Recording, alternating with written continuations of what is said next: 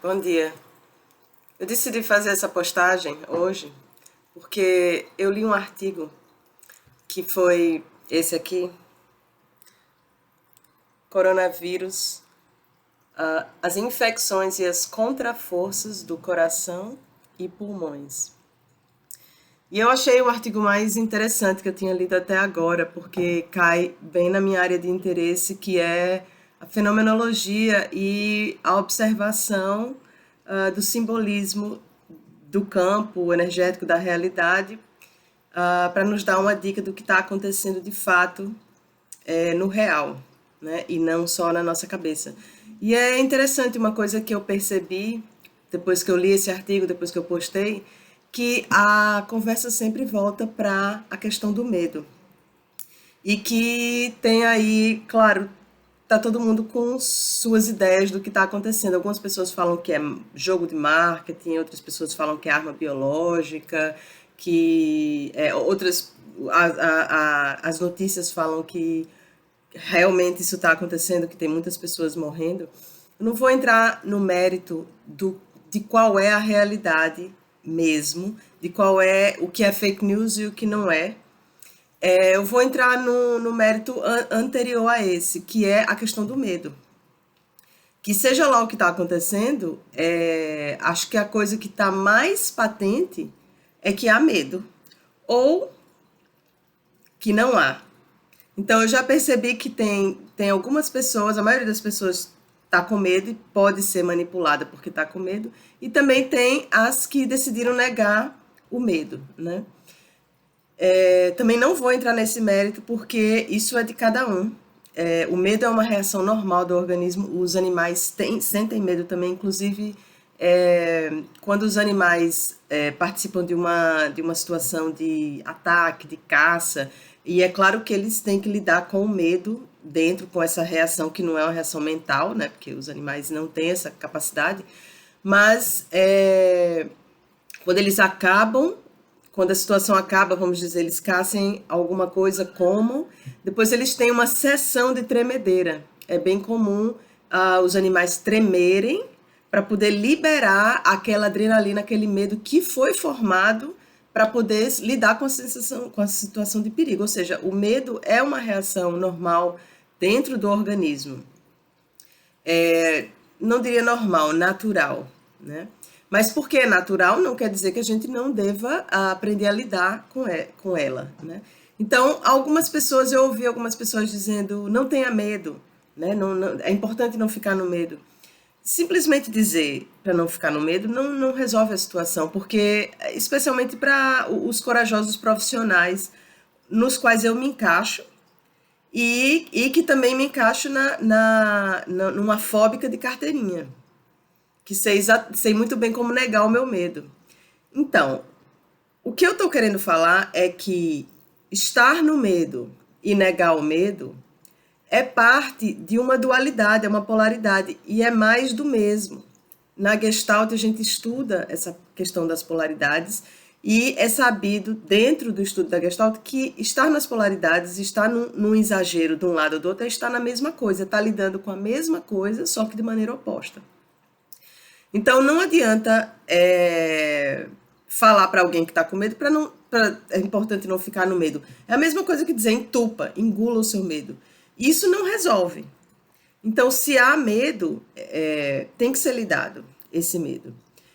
E as pessoas que estão negando o medo, vê se não estão sentindo medo e simplesmente racionalmente bloqueando para poder não ser manipulado. Claro, faz todo sentido isso também. Bom, o que esse artigo me chamou a atenção foi porque ele fala justamente, ele vem para essa área do chakra cardíaco. E quando se estuda, o Osho já tinha falado disso, as disciplinas orientais, dentro da meditação se fala disso, que o medo é, na realidade, uma falta de coração, né? Que o medo é um lugar de falta, de escassez. No medo, não se tem que tirar mais, se tem que colocar. E então, reforçar essa área do coração, ou seja, a área emocional, ajuda a lidar com o medo. Há essa dualidade, né? De que o Osho falava que no fundo, no fundão da mente mesmo, o que há é medo. Porque a mente não tem condições de lidar com o amor, de fato, né? É outra área, é outra inteligência do ser que lida com o amor. Então, quando o amor não está presente, quando a sensação, e quando eu digo amor, não é o amor romântico, o amor como totalidade da vida, o amor como tudo que existe. As células são, né, amor, a física quântica, tudo, toda a lei da atração, tudo que une e separa tudo, amor, né, como uma lei mais universal e mais complicada da gente nesse estágio mental, da gente compreender. Já foi dito, né, especialmente o Osho fala disso, mas alguns outros estudiosos falam disso, estudiosos dessa área da mente humana, né, e das percepções mais espirituais, que a gente não consegue compreender o conceito de amor em sua profundidade. A gente compreende um conceito muito raso de amor, né? Geralmente atrelado ao amor romântico ou amor talvez fraterno, né? Mas não o amor como uma força de consciência ampliada, profunda, que muda tudo, faz tudo, transforma tudo e gera tudo. Então, quando há medo, se alguém diz não sinta medo, é como dissesse tira mais disso. E ao contrário, tem que botar ali. Então, assim, uma das. E esse artigo me chamou a atenção porque ele fala. Ele não fala do medo, ele não fala em precauções. Essas coisas são questões de superfície, já são questões relacionadas a quando se tem medo. Então a gente fica tentando resolvê-las de forma superficial dentro do medo, né? Ele sai dessa conversa e vai para o lugar mais forte, um centro de inteligência mais interessante e mais intenso. Dentro da energética, do estudo dos chakras, se sabe que o chakra do coração é um chakra super intenso, muito forte, que tem uma frequência mais intensa do que a frequência eletromagnética produzida quer dizer, elétrica. Pelo que eu sei, a mente produz uma frequência elétrica e aqui uma frequência mais eletromagnética, mas bem mais magnetizada. E esse chakra é tipo, eu acho que é em torno de 50 vezes mais é um torus, né, que eles chamam, que é a energia sai e entra, né, assim, fazendo esse torus. E ela pode ser expandida bastante. Na nossa civilização, no nível evolucional que a gente tá contraído isso, inclusive eles falam nisso no artigo, né? Então, e eu achei interessante porque eles falam de uma maneira bem suave, mas fica bem claro que há uma expansão que precisa acontecer aqui, nessa área, para poder justamente abaixar o medo. O medo acontece quando essa área fica bloqueada e contraída. Então, a despeito do fato deste vírus, desse coronavírus, que inclusive no artigo eles fazem o comentário de que corona, coroa, coronária, que é o tecido que está ao redor do coração, né? E que o vírus infecta a área dos pulmões, que está dentro dessa área do chakra cardíaco. E a área dos pulmões é uma área muito interessante porque é onde a gente faz a troca da vida, né? O ar entra e sai desde o começo da vida. E também é onde está o coração, que também é uma bomba. Então tem essa questão do ritmo. Inclusive na meditação, uma das maneiras de começar a meditar, quase em todos os lugares, é prestar atenção na respiração, que é o ritmo vital. E é um ritmo que não depende da gente, é um ritmo que existe a despeito. Se você for tentar parar de respirar, você não consegue, porque uma hora o próprio impulso da sua mão vai jogar ela fora, porque o corpo tem a intenção de continuar respirando. Então, é muito profunda essa área da respiração e é extremamente relegada como algo banal, porque realmente é a coisa mais básica que existe. Às vezes o básico fica relegado como banal, né? Assim como o amor ficou relegado como banal. Então, assim, mas a respiração ela é algo profundo e que e olhar a respiração, se conectar com a respiração, prestar atenção nela e permitir que ela expanda cada vez mais e contraia, né, que ela tenha um espectro largo, permite a conexão com as bases do estar na existência, do estar vivo, do estar dentro da força vital, que é dentro desse corpo que a gente está.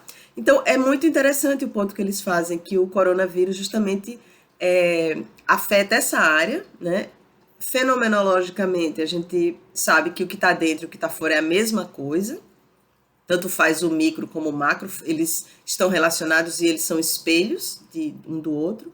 Então, as doenças, elas tendem a externar, manifestar o que a gente não consegue ver dentro. Então, o próprio organismo coloca aquilo para fora para que aquilo possa ser olhado cara a cara, confrontado.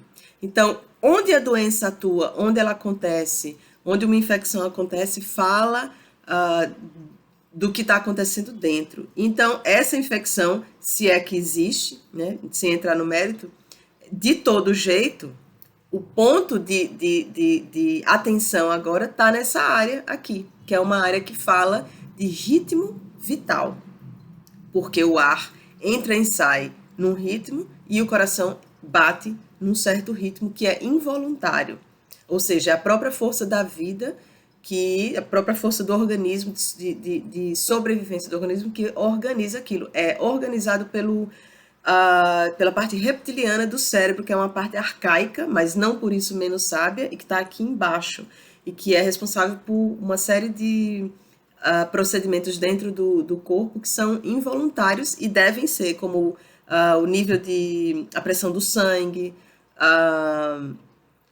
parte de hormônios, não é a propriamente, assim, não é a mente consciente que toma conta daquilo. Bom,